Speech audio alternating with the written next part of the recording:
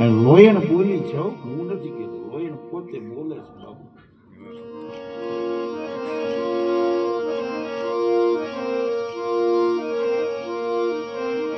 કે નુરત સુરત હે લાકા જટીલે અજંતા. તો મારા ને તમારા પ્રાણની અંદર આ 6 વસ્તુ પડી છે. ઈ પવન છે, 12 આંગળ બારો છે, અને 96 નાભીમાં પડ્યો છે. ઈ 12 જ્યારે સન્નુમાં સમાઈ જાય ત્યારે 108 ની માળા બની જાય. અને ઈ એમાં સમાય ત્યારે નિરંજન માળા ફરે, ત્યાં લગી ન ફરે. અને પછી તમે બોલીએ કે નિરંજન માળા ફરે આ ઘટમાં, ત્યાં લગી ઘટમાં ન ફરે, ત્યાં લગી ઘટમાં પવન જ ફરે.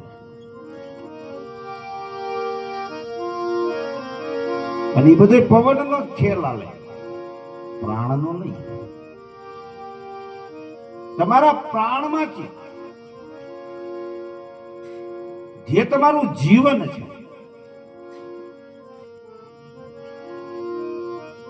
એ પ્રાણ જીવન તામ કાજ રે મારા પ્રેમ નિથાણી. કોની હાથ? પ્રાણ જીવન તમ કાજ રે મારા પ્રેમ.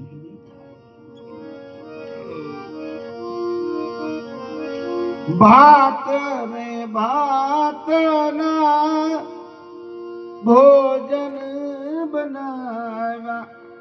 આ દેહામૃત છે એ બાળપણથી તે અત્યાર સુધીની આપણે ઉંમર થઈ, કેટલું અન્ન આપણે ખાઈ ગયા.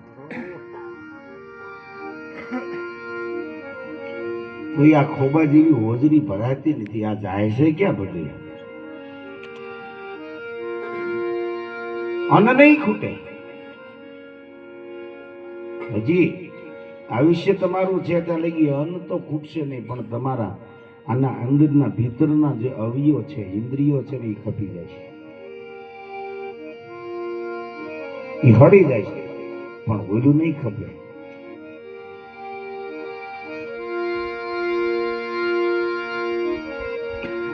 તો ભીતરની તમારી ગૌનામ ગોપી, ગૌનામ ઇન્દ્રિયો, ઈ ગોપીઓને આમાં ભીતરનો એવો કયો કૃષ્ણ છે કે એની હારે મેળવવાની વાત કરે છે કે આની હારે રાસ રમી લે?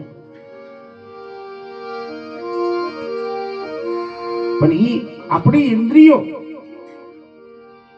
અને બધી ઇન્દ્રિયોને ખબર છે, પણ છતાં એની સાથે, કૃષ્ણની સાથે એને રાસ નથી રમવો. એને તો દુર્યોધન હારે રમવું છે,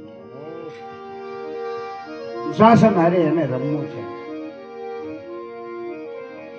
શિશુપાલ સાથે એને રમવું છે બાપુ. કારણ કે આ એક મહાભારતનું ક્ષેત્ર છે, કુરુક્ષેત્રનું મેદાન આ એક ક્ષેત્ર છે, અને શરીરને ક્ષેત્ર કહેવાય. આની અંદર ક્ષેત્રજ્ઞ છે.